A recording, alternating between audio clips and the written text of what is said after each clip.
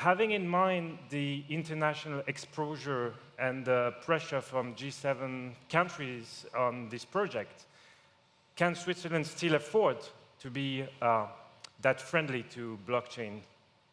I think Switzerland has now built up quite a reputation in this field and being open, and I must say here a big thank you to many politicians and authorities who made clear that Switzerland is open to new technologies.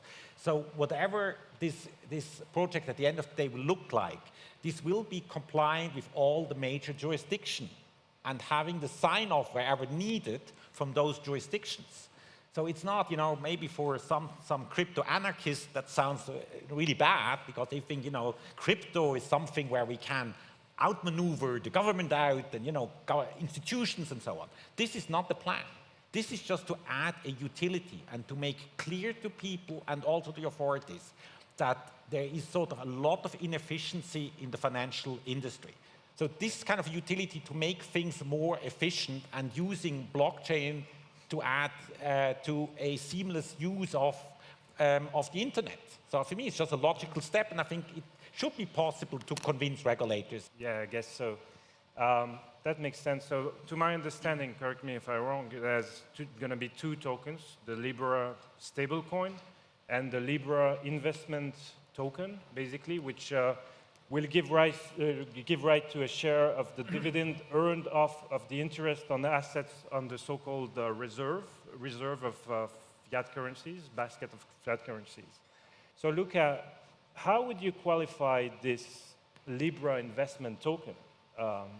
Security token, a derivative, and could an association like Libra in Geneva issue such a token? No, it's actually at this time,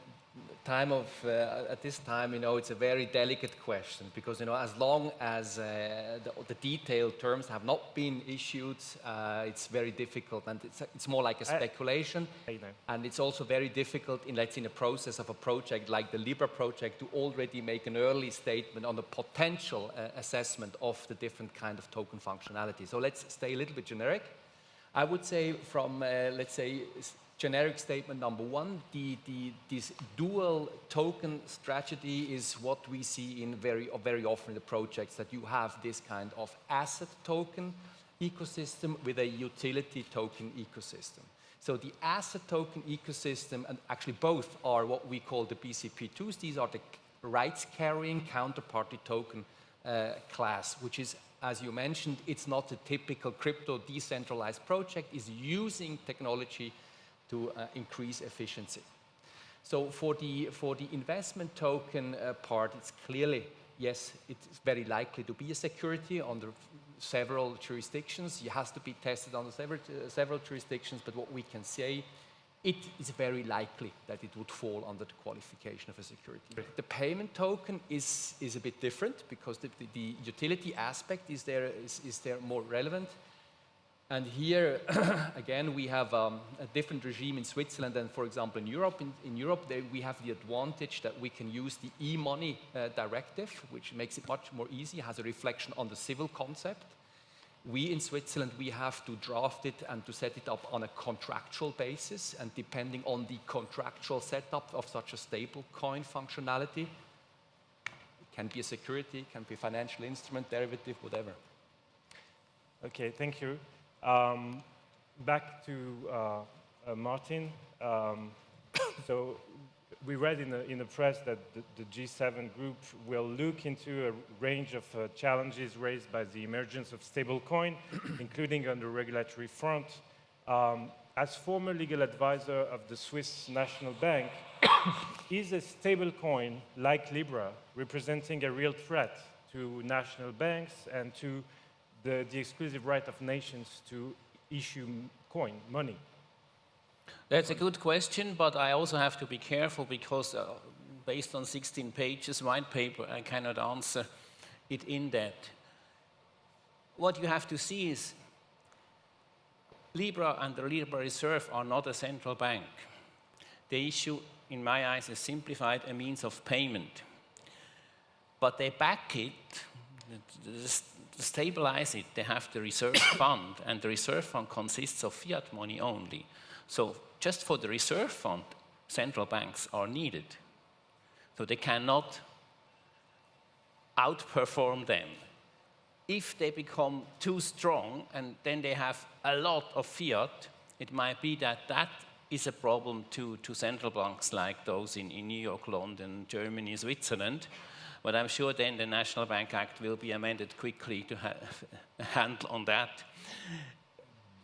Yeah. What in my eyes is more crucial is to see, I understand the Libra project as issuing a payment token, and Libra Reserve Fund says we are the buyer of last resort. A central bank is the lender of last resort. So there is a difference. And the buyer of last resort promises to purchase from all resellers the Libra back.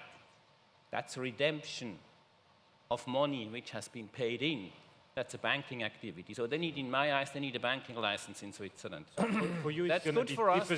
deposits from the public, right? Yeah. So you can, so they will need, but now they are an association, so they will have But they need to apply set up for- a bank. Then. set up a bank and apply for a bank in Switzerland or abroad. Joint stock company, a lot of capital. And then I will not comment on that. We will not I comment. just say one word. I disagree, but it's hard, it's fact dependent. Yes. Okay, That's all what I'm saying. But there's no bank in the consortium yet. Are they going to partner with a bank like Goldman Sachs did for Apple Pay, or is it? Can you say a bit more about the plan on how they will hold actually these currencies? Well, Martin, stated the right thing. It's, the backup is fiat money and maybe certain very solid securities. Yeah. So that's the idea. So you use the usual banking system for that. So part one, yes, of course, you need bank or even several banks also for certain activities, this in, out, and however it is structured. I don't want to go into the detail of that. You will need financial intermediary and you will rely on the classic system. Yeah. Okay. So it's not totally aside. Yeah. Okay. And there will be 100 validator nodes controlled by members of the association that paid 10 million each.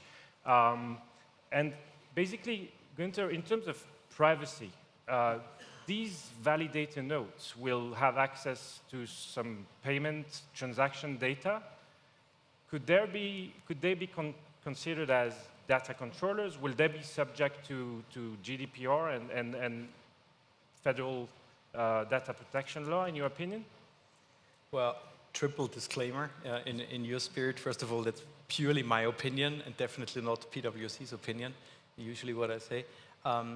Secondly, everybody who knows me knows that I'm coming, just like Luca, I think I have to out him here, from the point of view of decentralization. This is what I really like and believe in. So obviously when I first heard about the project, I was like, wow, this is great in terms of mass adoption, but on the other hand, it's kind of going back to the system we come from. And one of the things is that it's helpful because if I believe one thing and if there's one company out there that by now knows how to deal with data protection and the importance thereof, then it's Facebook. Right, so I think they got their act together. The fact that they're working with people like our friends here also gives faith and others that we don't know about publicly that they want to do the right things. So, but to your actual question, I believe yes.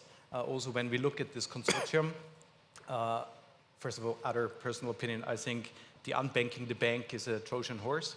I think it's a great thing, but we're still living in a world where we're spending more money on the development of dating apps than on educating the uneducated and on banking the unbanked. So when you look at the consortium, I think the biggest chance of that, and as a former VC, obviously I see the business potential of that, is to connect all of those dots and to create an economy that will basically deal on data, right? If you connect all of those things, so yes, you will have to deal with that. Now, depending on how it's going to be set up, and there's no way to judge on that based on those less than 20 pages of white paper. We don't know how they're going to operate it. So they will face multiple dimensions in terms of data protection regulation, European, US, Swiss, etc. And they will have to find a way to deal with that. But I have every comfort that that will be done in the best possible way. But yes, I believe they will fall under it. Thank you very much to all of you, and thank you to everybody here.